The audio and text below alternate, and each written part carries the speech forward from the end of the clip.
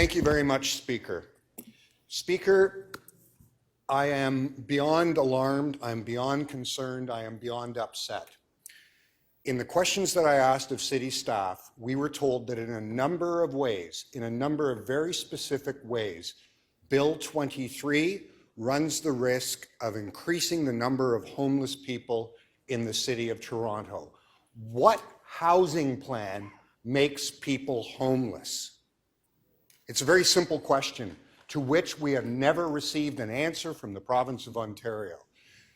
And if the legislation, according to our staff, creates the risk of making more people homeless in a city whose shelter capacity, to quote staff, is stretched, what is the purpose of the bill? What is your housing plan if it makes people homeless? What are you trying to achieve? I think the answer is very, very simple. I think it's very, very obvious.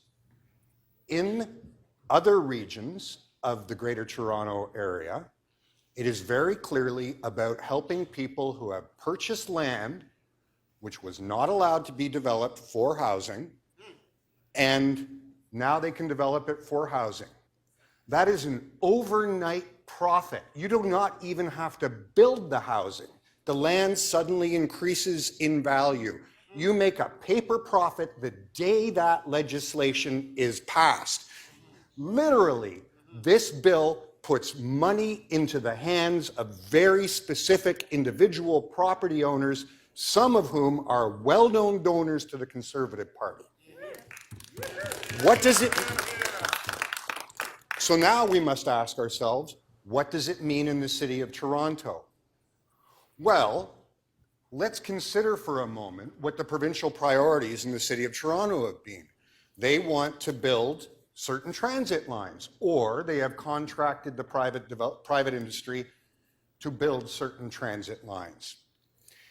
Under this legislation, the province can say this is a transit and housing priority, and using a bill not to be named, they can say we now are tripling the density on those sites along Eglinton, along Finch, with the new Ontario line, and potentially in other transit lines that the province has expressed an interest in.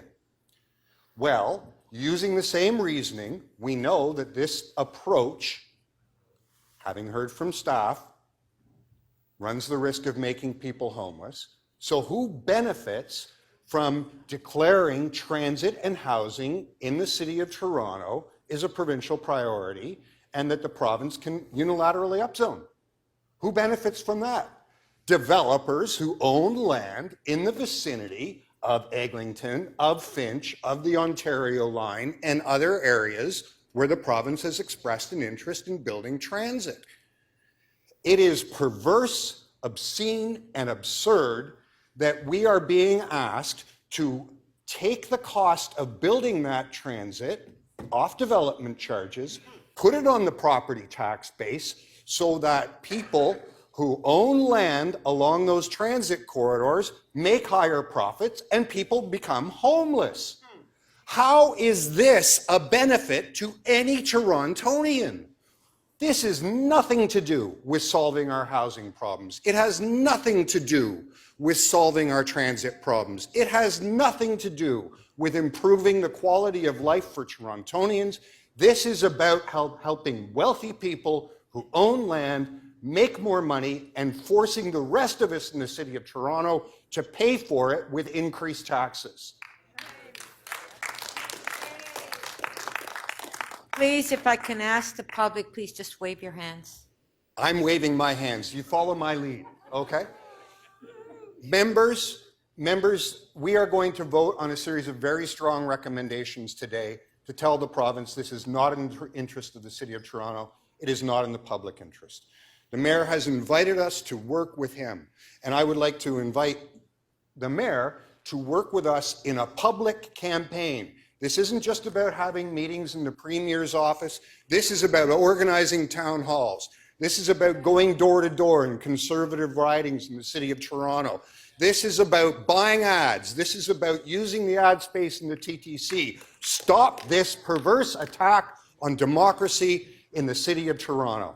Thank you. Please